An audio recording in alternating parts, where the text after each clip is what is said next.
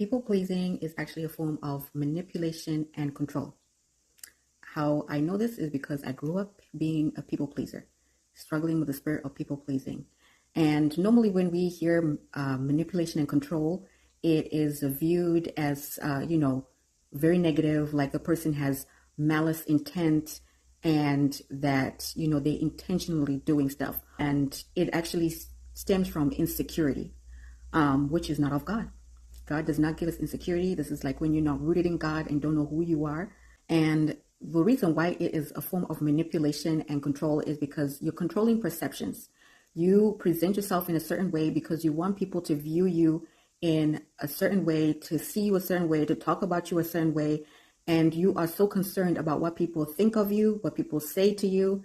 And in return, you will have a hard time doing things that God has called you to do, and will have a hard time obeying God. Another thing is that it makes you inauthentic. You hide your true feelings and you avoid conflict. You don't give your true opinion to things if it's something that you are uncomfortable about, or you know that it is a topic that will cause disagreement. You always want to be in agreement with everybody. Like, you are not looking to be the odd one out. You don't want to be the only one with the opposing opinion because you can't handle what people will think of you. And you use guilt.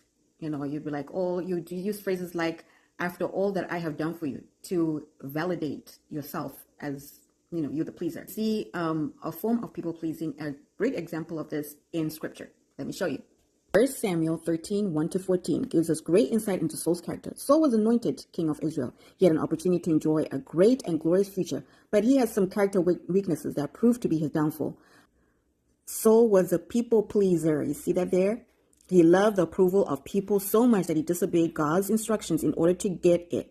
God instructed Saul to wait until the prophet Samuel arrived to offer up a burnt offering. When Samuel did not arrive at the expected time, the people became restless and impatient.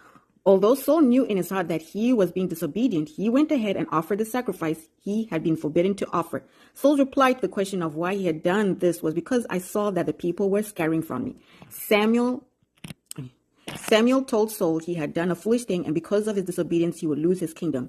Saul was so addicted to approval that he did lose his kingdom because of it. It's important that we do not follow Saul's example. We need to resist the urge to please others when they lead us contrary to God's ways. We need to be obedient to God, following him wholeheartedly. When we aim to please God and not man, we open the door for God's blessing. And so if you struggle with people pleasing, add this to your prayer, that you will be like David, a person that is after God's own heart.